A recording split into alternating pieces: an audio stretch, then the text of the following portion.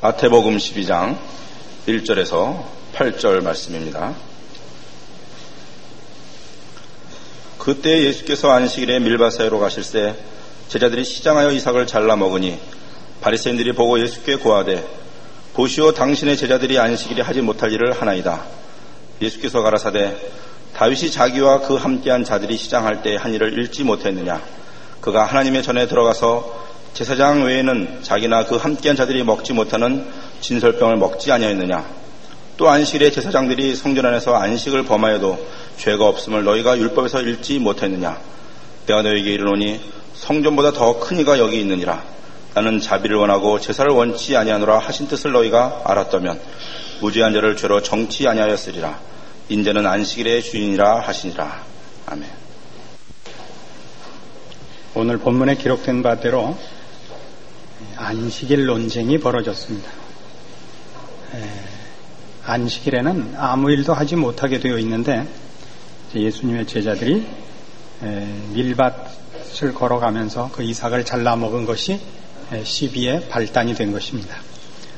그러나 예수님께서는 이 일이 잘못된 것이냐 괜찮은 것이냐라고 이 싸움의 핵심을 선택하지 아니하시고 율법에 대한 시각에 대하여 바리새인들의 공격을 막으십니다.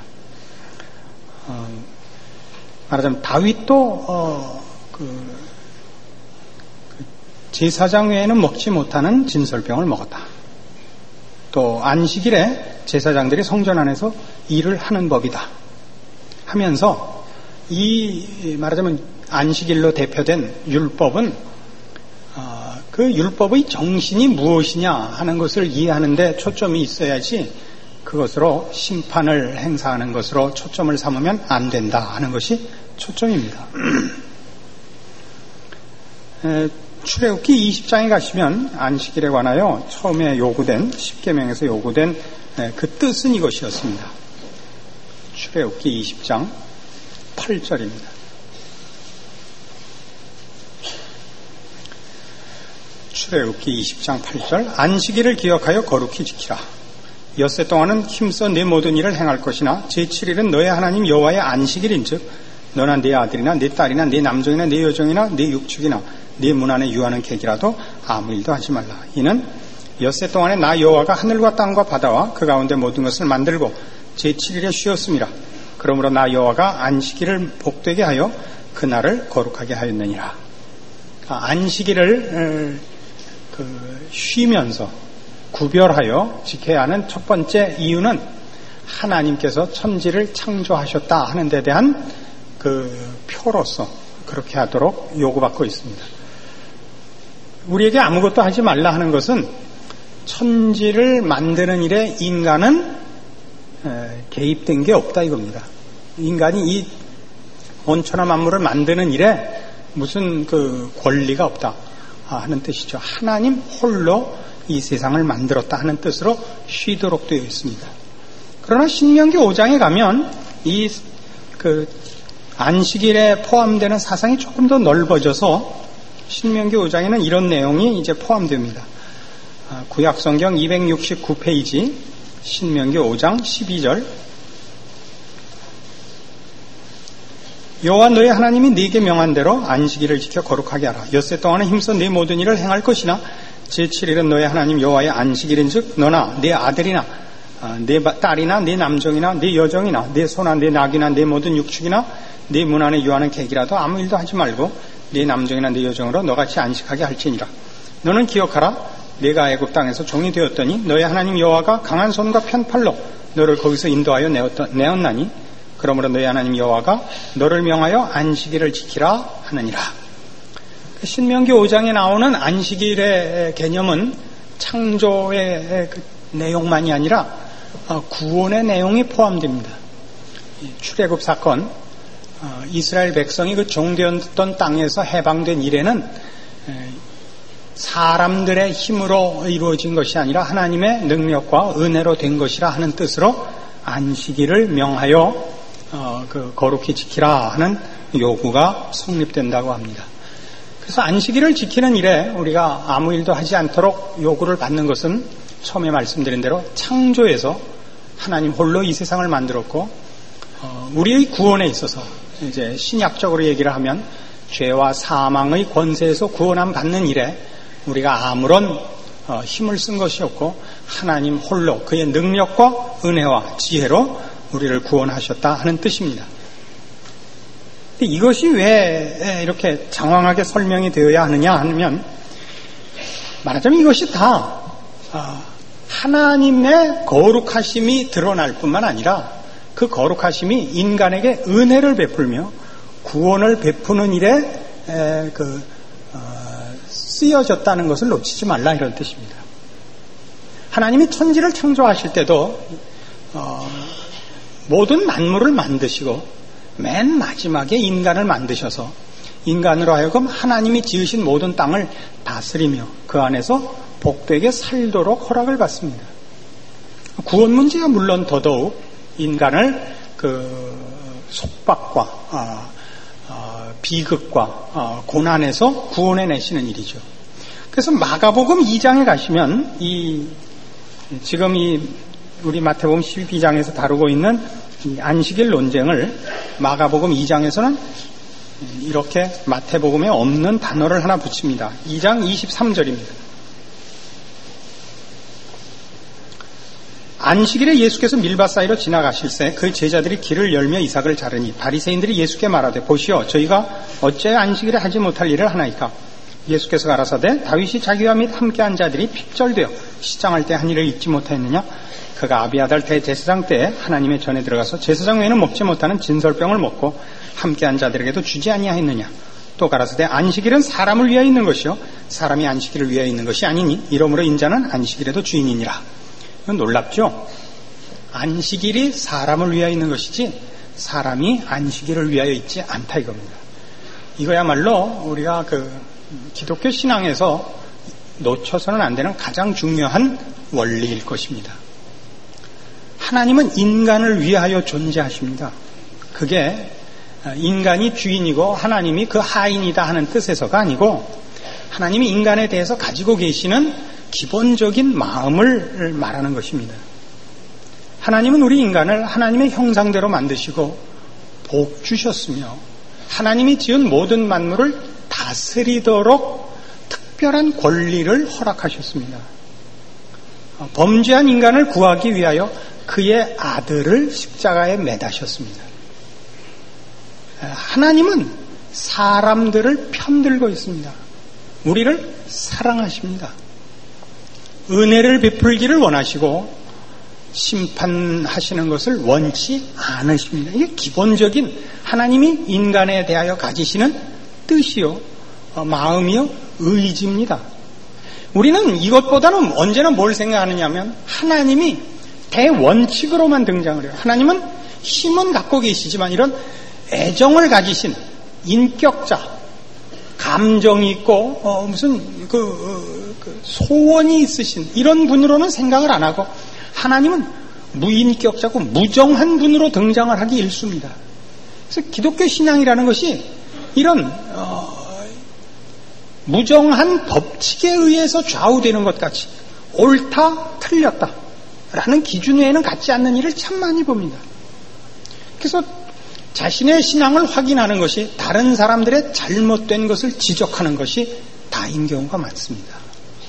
그러나 성경이 우리에게 가르치는 것은 여기 있는 바와 같이 다윗이 사울에게 쫓겨서 이제 아주 곤고하게 되고 먹을 것이 없어서 이제 어쩔 줄 모를 때 이 아비아달 대제사장 때 하나님 전으로 들어가서 그 진설병, 상에 이렇게 늘 펼쳐놓는 떡을, 제사장은 못 먹는 떡입니다. 그걸 먹었다 이겁니다. 그러니까 모든 율법이든 구약의 무슨 예식이든 이런 모든 것이 인간을 위하여 만든 것이지 인간에게 올무가 되고 시험이 되라고 만든 것이 아니다 이겁니다. 그러니까 무슨 뜻이냐면 율법 자체를 생각해 보세요. 율법의 가치는 뭐냐면 인간으로 하여금 율법으로 둘러친 울타리를 넘어가지 말라고 만든 것입니다. 율법을 제시해서 그걸 넘어간 자는 심판해도 좋다. 너는 범죄한 자라 하는 낙인을 찍기 위하여 율법을 제시한 것이 아니라 울타리를 쳐서 하나님의 자녀들을, 그가 지은 하나님의 백성들을 보호하려고 울타리를 친 겁니다. 보통 울타리를 어디다 치냐면 그 울타리를 넘어가면 위험한 곳에 치는 겁니다. 절벽 끝 같은 데다. 가축을 기를 때 그 울타리를 침으로써 밖에 있는 짐승이 못 들어오고 안에 있는 가축이 그 밖으로 못 나가게 해서 그 울타리를 넘어갔을 때 일어날 야생 동물에게 희생당하는 일을 막기 위하여 치는 것이 울타리입니다. 그게 말하자면 율법입니다. 그러나 우리는 율법을 동원해서 누구는 맞았고 누구는 틀렸다 하는 심판의 기준으로 쓰기 일쑤이지, 오늘 성경이 얘기하는 바와 같이 예수님께서 우리에게 가르치는 바와 같이 바리새인들의 공격에 대하여 답변하신 것 같이, 바리새인들은 지금 이 율법을 동원하여 누구를 잡을 궁리만 하고 있는 것이고, 예수님의 답변은 율법은 그런 차원에서 그런 의미로 주어진 것이 아니다 이거죠. 그것이 오늘 본문에 뭐라고 나오느냐면 마태복음 12장으로 돌아오셔서 7절, 나는 자비를 원하고 제사를 원치 아니하노라 하신 뜻을 너희가 알았다면 무죄한 자를 죄로 정치 아니하였으리라. 나는 자비를 원하고 제사를 원치 않는다. 호세아 6장 6절을 인용한 말씀입니다. 제사란 뭐죠? 하나님 앞에 우리가 연락되기를 바라서 하나님의 기뻐하심과 하나님의 그 복주심을 기대하는 마음으로 찾아가는 그 열심입니다. 하나님 앞에 찾아가는 진심이요, 신앙적인 자세입니다. 하나님이 우리 모두에게 복을 주시는 분이라 하는 것을 확인하는 작업이지, 나는 하나님 앞에 제사를 드려서 내가 할 종교적인 행위를 다 했고 너는 하지 않았다 라는 식의 구별을 위하여 만든 것이 아닙니다. 제사를 드려놓고 실수한 자가 얼마든지 있죠. 오늘날에도 마찬가지입니다. 우리는 예수 믿었고 너는 안 믿었다라는 식의 구별을 가지고 믿지 않는 자들을 이방인이라 해서 몰아붙인 것은 이 구약시대 이스라엘만의 잘못이 아니라 우리 신약시대에 들어와서 먼저 예수를 믿은 모든 서양 국가들이 저지른 죄입니다. 기독교라는 이름으로 기독교 신앙인이 아닌 사람들은 다 이교도라 해서 마음 놓고 학살하고 탈취하고 하는 그런 일들을 자행했습니다. 무슨 구별 때문이죠? 하나님의 백성된 자와 그렇지 않은 자, 예수를 믿은 자와 그렇지 않은 자 사이에 차별을 내서 심판적 구별을 한 것입니다. 그렇지 않다는 것이죠. 성경은 기독교가 사랑이니 용서니 은혜니 하는 단어들을 앞세우는 것은 무슨 무법천지를 만들자는 것은 물론 아닙니다. 방종해도 좋다든가 혼돈을 자초하자는 뜻이 아닙니다. 그러니까 아무래도 좋다라는 의미로 사랑이니 은혜니 용서니 하는 단어를 쓰는 것이 아니라 고치자는 것이요, 바르게 만들자는 것입니다. 용서하여 바르게 만들자는 것이죠. 지금 심판을 가하면 그가 심판을 면할 무슨 방법이 없지만 기다려줘서 그를 고쳐 그를 완성하여 그때 가서 심판을 행사하자는 것입니다. 이것이 로마서 3장에 이렇게 등장합니다.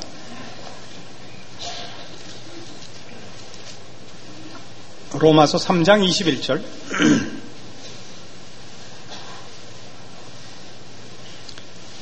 로마서 3장 21절 이제는 율법에 하나님의 한 의가 나타났으니 율법과 선지자들에게 증거를 받은 것이라. 곧 예수 그리스도를 믿음으로 말미암아 모든 믿는 자에게 미치는 하나님의 의인이 차별이 없느니라. 모든 사람이 죄를 범하였으며 하나님의 영광에 이르지 못하더니 그리스도 예수 안에 있는 구속으로 말미암아 하나님의 은혜로 값없이 의롭다 하심을 얻은 자 되었느니라. 이 예수를 하나님이 그의 피로 인하여 믿음으로 말미암는 화목 제물로 세우셨으니 이는 하나님께서 길이 참으시는 중에 전에 지은 죄를 간과하심으로 자기의 의로우심을 나타내려 하심이니 곧 이때 자기의 의로우심을 나타내사 자기도 의로우시며 또한 예수 믿는 자를 의롭다 하려 하심이니라. 하나님은 하나님께서 의를 나타내실 때 그렇게 함으로써 우리 모두가 범죄한 것이 드러나고 심판받아 마땅한 자라는 것이 드러나는 일이 생기면 하나님은 의를 잠시 보류하신다는 거죠. 하나님이 그의 의를 언제 나타내셨느냐? 예수 그리스도를 보내사 그로 말미암아 우리가 구원 얻게 된 후에야 나타내셨다는 거죠. 하나님의 의로우심은 혼자 옳고 우리는 틀렸다라는 구별을 위하여 그의 의를 나타내시는 것이 아니라 하나님의 의는, 하나님의 오르심은 모두를 옳게 만드는 것으로서 그의 오르심이 나타난다고요. 우리가 세상을 살면서도 우리가 이 세상을 살면서 만나는 모든 사람들 중에 누구를 그 값을 쳐줍니까? 옳은 자를 값을 쳐주지 않습니다. 혼자 옳은 자는 우리는 별로 좋아하지도 않고 점수를 주지 않습니다. 옳게 만드는 자여야 합니다. 늘 말씀드리지만 신앙적으로 훌륭하다는 것은 지금 예수님이 오셔도 그는 구원을 받을 것이라 이런 사람이 아닙니다. 그가 참다운 신앙인이면 그가 있음으로써 많은 사람이 구원에 동참케 되고 그가 베푼 하나님의 백성된 어떤 그 표들로서 많은 사람에게 하나님 앞에 돌아오는 일이 일어나는 일을 시행하는 자여야 됩니다. 사도 바울이 그런 얘기를 하죠. 빌립보서 1장입니다.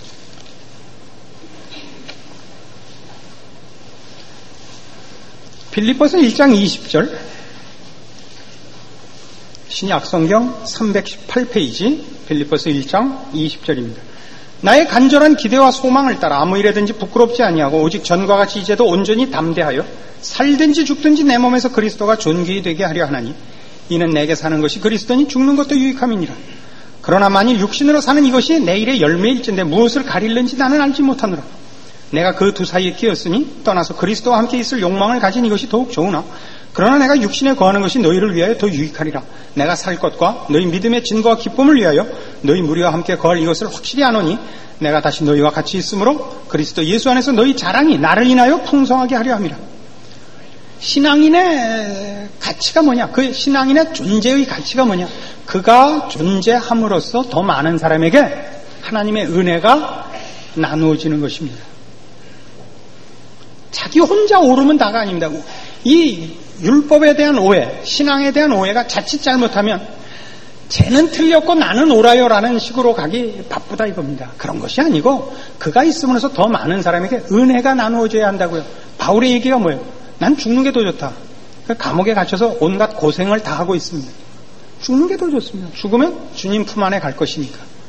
그러나 살아야겠다고 생각하는 것은 목숨에 대해 애착을 가진 것이 아니라 그가 아직 살아서 할 일이 있고 그가 살아있음으로써 많은 교우들에게 은혜와 유익을 끼칠 것이라 확신하기 때문입니다.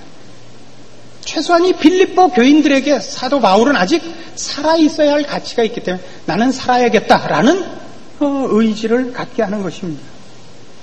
종종 이런 예를 듭니다만 우리 한국 사회는 교육이 전부 똑똑한 것 일변도가 되어 있습니다. 똑똑하다는 것은 그가 하나 있음으로써 상대방이 바보라는 게 드러나는 것은 똑똑한 게 아닙니다. 그건 재수를 떠는 겁니다. 똑똑하면 말이죠.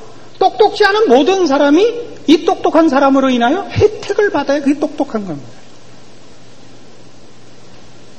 근데 우리의 똑똑함은 다른 사람들을 바보로 만드는 데 있습니다. 이 교육이라고 정말 개뿔도 모르는 사람들이 교육을 한 겁니다. 그래서 우리는 다 재수 떠는 애들만 가지게 됐어요. 응?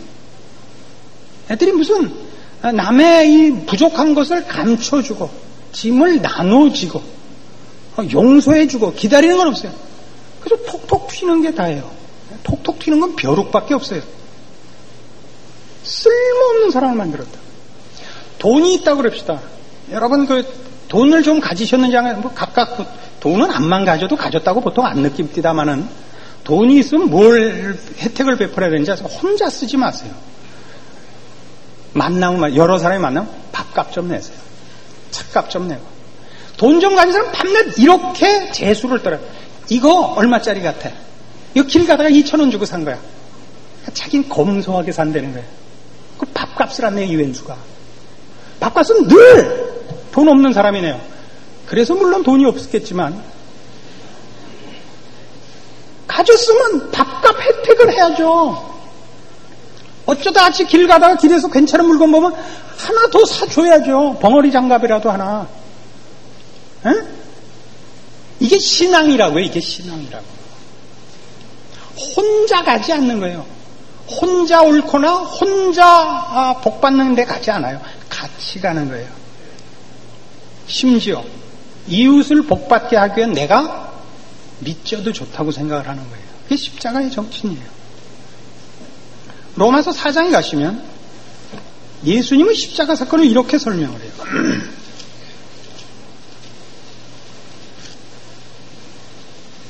로마서 4장 25절,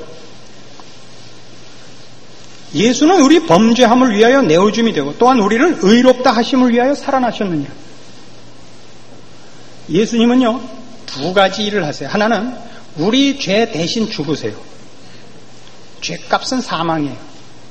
생명으로만 생명을 속해요. 우리를 위해 죽으세요. 그것만이 다 아니고 우리를 위해 그의 목숨을 내어놓으셨을 뿐만 아니라 다시 부활하셔서 우리를 완성시키기 위하여 지금 하늘 보좌 우편에서 제사장직을, 대제사장직을 수행하세요. 죽어도 우리를 위해 죽고 살아도 우리를 위해 사시는 그런 십자가의 사역이 그런 거예요.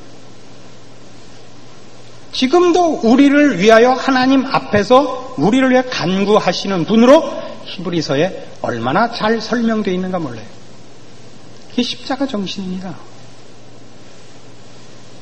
율법을 왜 줬었다고요? 하나님이 율법을 이스라엘 백성에게 줘서 너희 이거 틀리면 죽인다 그런 거 아니에요. 왜냐하면 인류는 예수님의 십자가 이전에 다 죽은 거예요.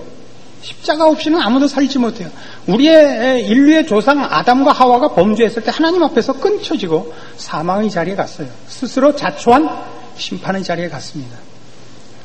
그런 심판의 자리에, 사망의 자리에 앉은 이들에게 무슨 율법을 줘서 더 고생시키고 더 벌 줄 일이 뭐가 있어요?